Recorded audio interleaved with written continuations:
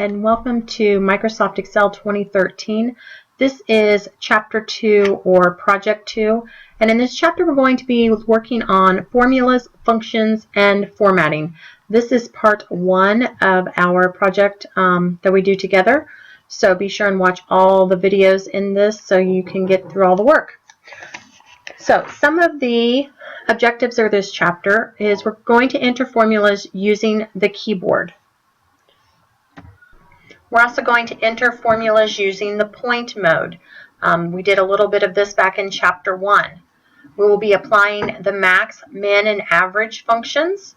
We will verify a formula using the range finder, apply a theme to a workbook, and apply a date format to a cell or to a range. We're also going to add some conditional formatting to cells. This means you will format the cell depending on whether it meets the condition or not.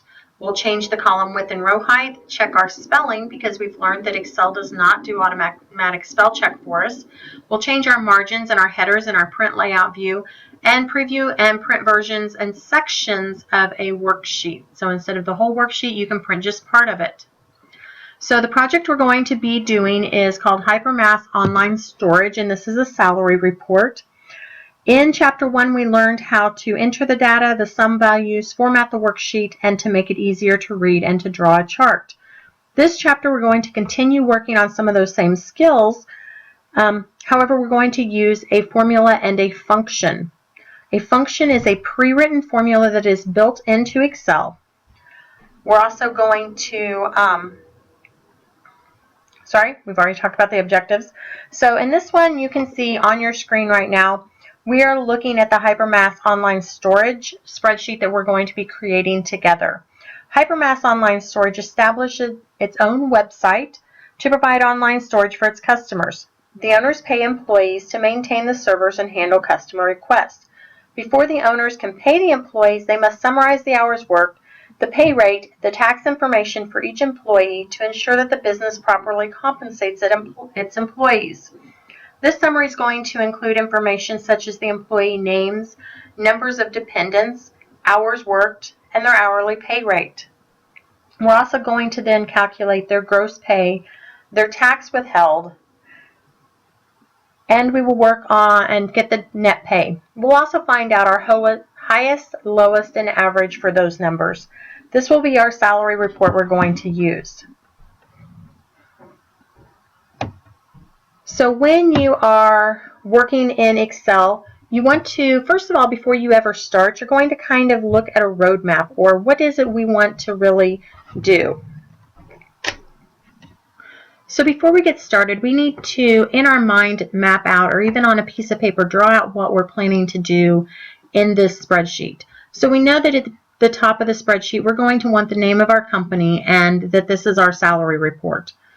Over here, we've decided we'll list all of our employees and how many dependents they have, then the hours worked, their hourly pay rate. We will figure out what their gross pay is, and we're going to use that using a formula. So that's just going to be your gross pay is how much you have actually earned. So we would take the hours worked, time the hourly pay wage. We'll then calculate our federal tax and our state tax, which the book is going to tell us how to do that when we get there, but we'll enter a formula for that one. We'll figure out our tax percentage, so how much of our total we earned is actually going to go to our taxes, and then we'll finally get to our net pay, which is how much is each employee going to take home. And finally, we want to have what their hire date is so that we know how long they've worked for us. We'll total up all those columns at the bottom except for dependents because we really don't care altogether how many dependents all of our employees claim. We will find the highest or the maximum number, the lowest, and the average for each one of these columns. And so that will be our salary report that we're going to work on. So if you go ahead and just open up Excel and we will get started.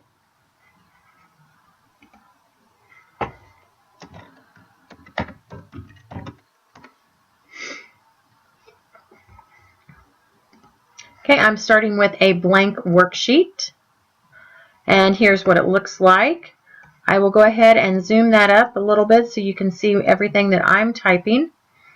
And we decided that on the top line, we're going to be entering the name of our company. So in cell A1, we're going to type HyperMss Online Storage.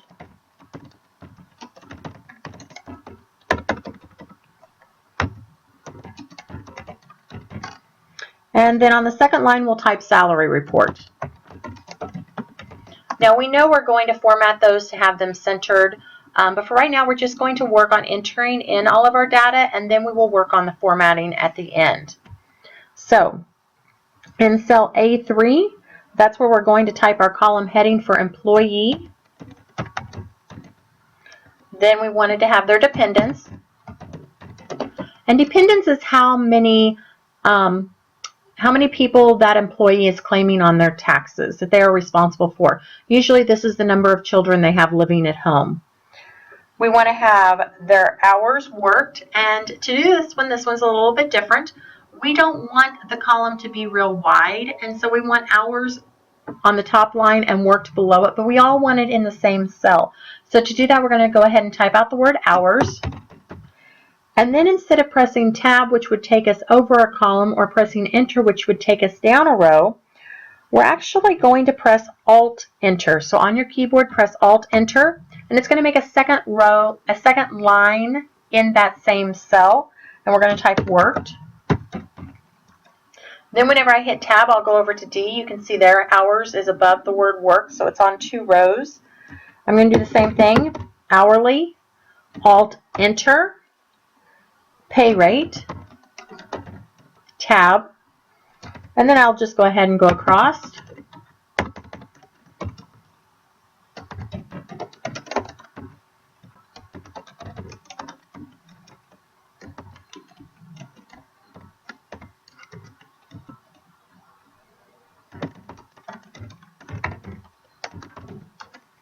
Okay, so I've got my column headings on there. I'm not going to worry about making them wider at this point because we're just entering the data. We'll do all of our formatting later.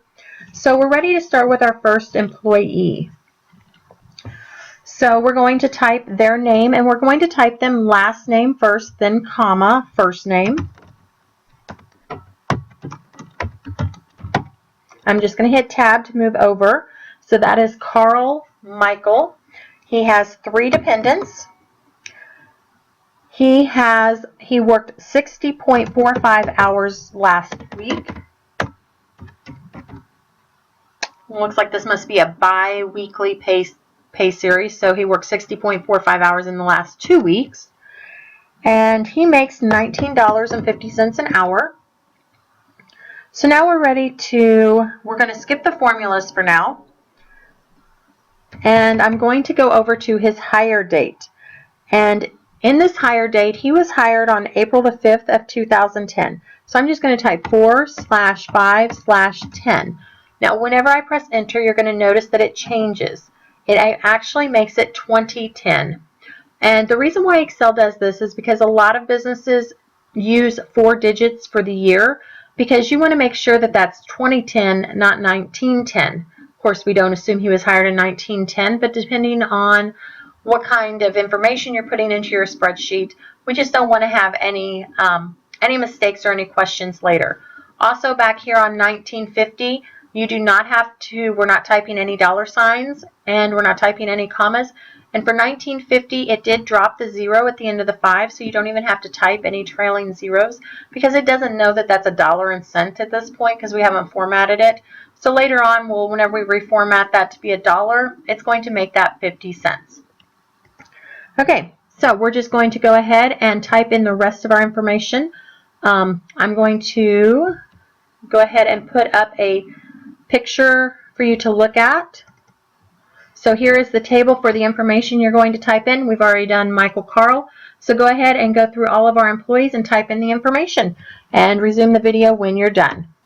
Okay, once you have every employee typed in, we're just going to go down to the next row. And we're going to want to put our totals here, so we're going to label this row as totals. And then right below that, we want to have the highest, so highest, then lowest, and average.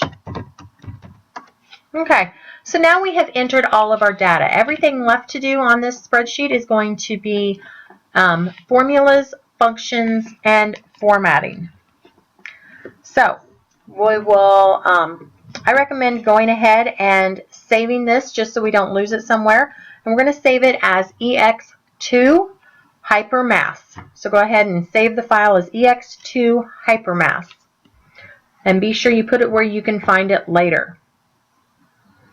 Okay, so we're ready to go ahead and start. So this is sheet tab 1. Well, sheet 1 doesn't make a lot of sense, so let's go ahead and change that to salary report. You remember from chapter 1, you changed the tab down here by just double clicking in it. And then you click off of it to have it renamed. We're going to recolor, so I'm going to right click on it, tab color, and we're going to choose green accent 6, darker 25%. If you don't have that exact color,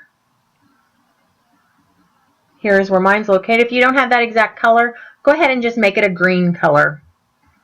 Okay, you really don't know it while you're clicked onto it because it just shows it at the bottom. Okay, so we went ahead and we saved this. So if you're following along in your book, we're going to be starting on page 73 by entering in the formulas. So I'm going to go ahead and pause the video here, and you will start again with video number 2 to show you how to enter your formulas.